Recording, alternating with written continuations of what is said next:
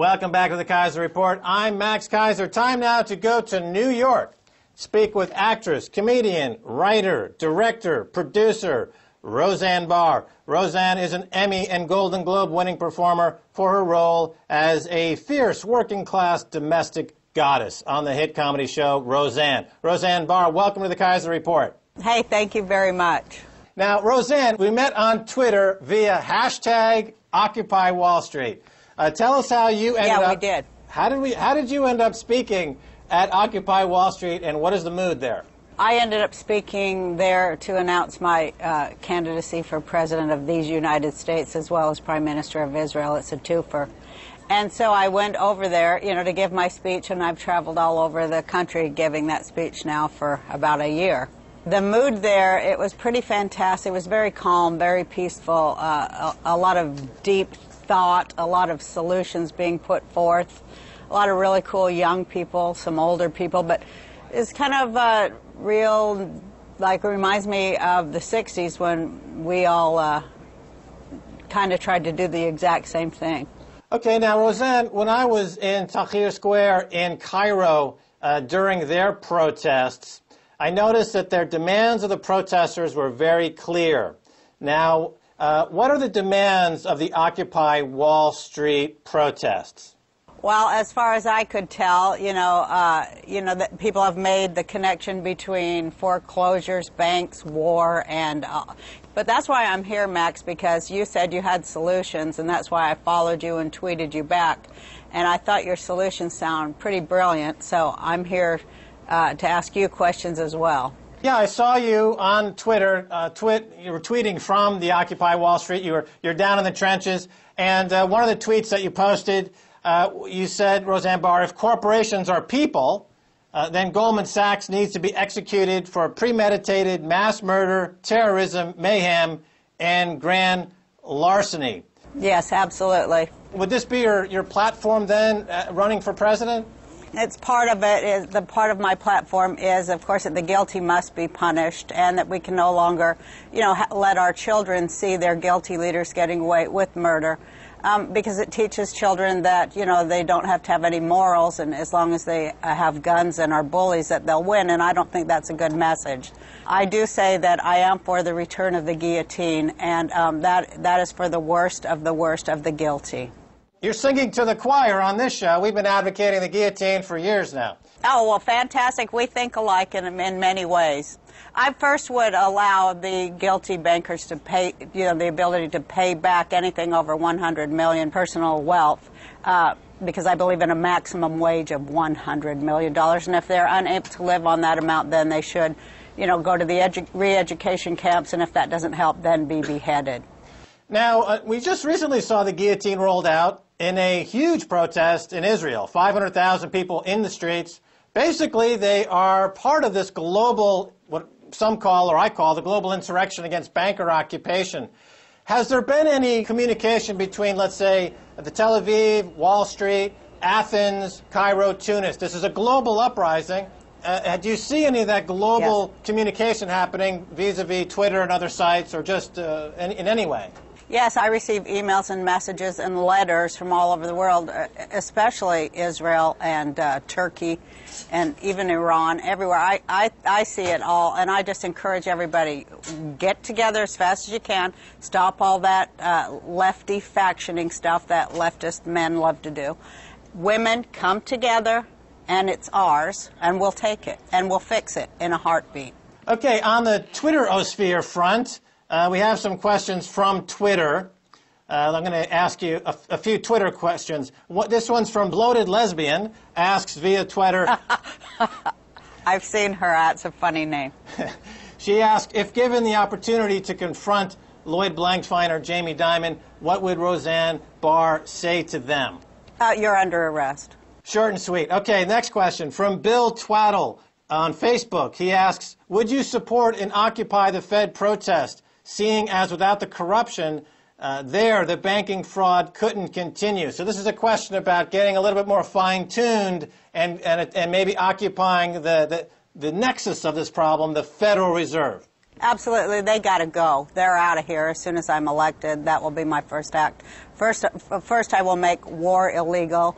I'll get rid of the war on drugs and all other fake wars that we're losing in the United States, and I'll kick out the Fed, and I'll legalize marijuana and forgive all American working debt. Okay, now those positions sound roughly similar to Ron Paul. Yeah, but I'm not against big government. I love big government, because if it was not for big government, we never would have built a middle class in this country. So I advocate a return to farming, and I have put most of my personal wealth into returning America to be the breadbasket of the world, because that is exactly what built a middle class in this country. And so I'd like to see a return to that. And, you know, I advocate organic farming, heirloom seeds, and end to the Monsanto Corporation, which is poisoning the web of life. And just common sense solutions to what seems like insurmountable problems, but are actually very simple. All right, I want to now talk about solutions, because we started out the interview saying we would get into some possible solutions for Occupy Wall Street, and we promised people in the Occupy Wall Street that we would talk about some solutions. Now, let me put something out there, which is that the blood that makes the occupation of the banksters work, their stock and trade, is their stock price. So therefore, in order to attack the banksters, one first has to accept that you need to decapitalize them, not decapitate them. That could come later. But initially, they need to be decapitalized. That is to say, drive their stock price down in some way. I see we're on the same page there, and when I'm talking about natural capitalism that's based on like things that grow out of the earth that we can actually eat, that have actual value, that aren't about fake money and pretend fiat currency, I think we're on the same page there, aren't we? I think so. And other campaigns in the past that have been more narrow in their focus and have gone after, let's say, companies that were involved in animal rights, they're being attacked by animal rights advocates for using animals in testing. They brought risk to the balance sheet of those companies. I'm thinking of Stop Huntington Life Sciences, and that stock price went to zero, and it had a tremendous effect. That seems to be a model that could be transitioned to the Occupy Wall Street thinking process. What do you think? I love it. That's why I came on to hear more from you. Could you break it down and like say it simply? Tell people out there that don't have, that may not, just give them the simplest thing to do. What do you suggest the simplest thing we all could do would be? Go through J.P. Morgan's books with a fine-tooth comb, find out where they're breaking the law, and then make it known to the money managers in the world how they're breaking the law, thus putting risk on their balance sheet and driving that stock price down. Clearly they're breaking the law, but the money managers still hold the stock because they haven't been told. Once they're told, they have a legal responsibility to act. It's all about putting risk back to them where it came from. Okay, all requires just a simple analysis of their 10K, their 10Qs, their SEC filings, where they're hiding their criminality, their criminal behavior, their financial terrorism. Make a big issue of it, and their money managers, by law, must sell the stock. And then, to add a kicker to this, you can actually encourage hedge funds to attack the stock also by selling it short. So you're leveraging the system against the system instead of being victimized. That's fantastic. That is fantastic. I think that, there's one big company that everybody should focus on, and we all know who that is. All right, now finally, last question. As you head back to Los Angeles, Roseanne Barr, are you taking the Occupy Wall Street fight with you, and if so, how so? I just continue to encourage people and to join them when I can, all over the place. And if I can't, be in Egypt or Tel Aviv, I have friends there, and I send them encouraging, heartening messages that, to continue, because we're fighting an enemy, I think, that can go down easily. And the more people know and the more aware they are, the easier it's getting. And people are getting aware and more aware every second of how interconnected and how small the group at the top, that 1%. There are not very many of them. Right, there's only a few hundred, actually. Yeah. So let's just to get this straight. And some of them could actually, I think, be shamed into doing something different because a lot of them have souls and are human. And, you know, they could come over to the side where you don't make blood money anymore because, I mean, we're not, this world is beyond living as one blood cult at war with another one. We're in a whole other world now.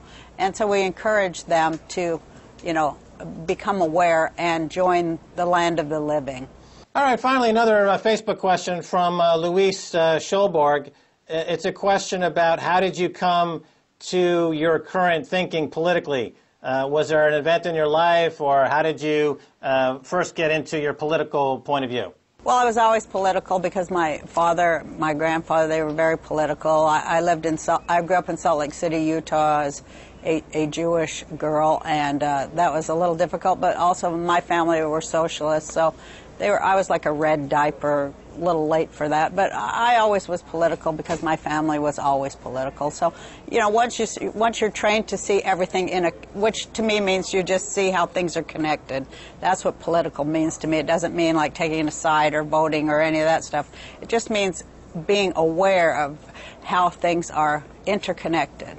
Okay, and then on the economy front now, we're saying the exact same thing about the global economy. How are things connected, and how are we getting abused? Well, we're going to have to figure that out, and I think we will figure it out, and I think we are figuring it out. But, of course, if I was president, I'd just get rid of all currencies and begin a new currency based on barter and actual value of vegetables, and I've said that. I would you know, replace all dead systems based on war and blood cults with a new kind of thinking that's about, you know, getting the food to the hungry. Because that's a simple problem, actually, and yet we never, you know, politics and government prevent us from doing even the most basic things to save ourselves. So I think we just need to let it go, because I think it's falling, and it'll fall no matter if we come up with our own Ponzi schemes to push it over. It's already fallen, and I think we need to get something new real quick, because when currencies fall, that means food shortages come next, and you know, it's not looking pretty. So I think we need a whole new way of backing off from a dead and dying system and creating a new living one. All right, Roseanne Barr, that's all the time we have. Thanks so much for being on the Keiser Report. Thanks. All right, and that's going to do it for this edition of the Keiser Report with me, Max Keiser, and Stacey Herbert. I want to thank my guest, Roseanne Barr. If you want to send me an email, please do so at keiserreport@rttv.com.